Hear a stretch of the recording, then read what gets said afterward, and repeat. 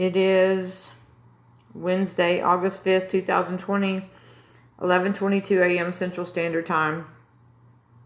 It's time to read Esther Chapter 6.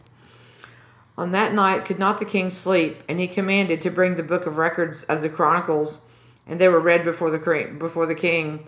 And it was found written that Mordecai had told of Bigthana and Teresh, two of the king's chamberlains, the keepers of the door, who sought to lay hand on the king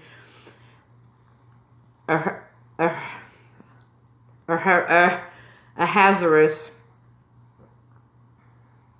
And the king said, "What honor and dignity hath been done to Mordecai for this?"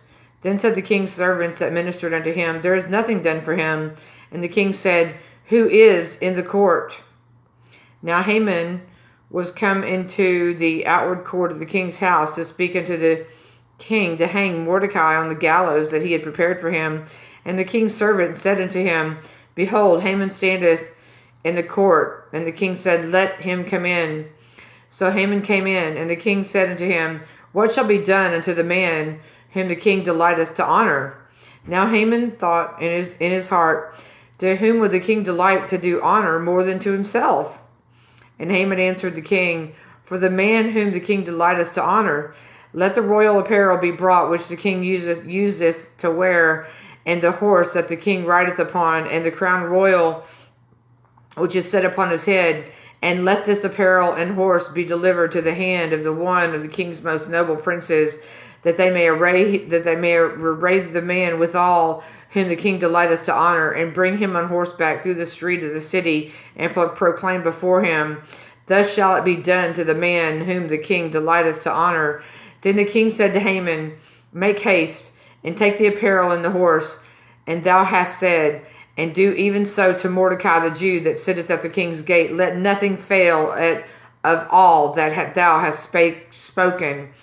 Then took Haman the apparel and the horse, and arrayed Mordecai, and brought him on horseback through the street of the city, and proclaimed before him, "Thus shall it be done unto the man whom the king delighteth to honor." And Mordecai came again to the king's gate, but Haman hasted to his house mourning, and having his head covered. And Haman told Zeresh his wife and all his friends everything that had befallen him. Then said his wise men and Zeresh his wife unto him, "If Mordecai be of the seed of the Jews, before whom thou hast begun to fall, thou shalt not prevail against him, but shalt surely fall before him." And while they were yet talking with him, came the king's chamberlains, and hasted to bring Haman unto the banquet that Esther had prepared.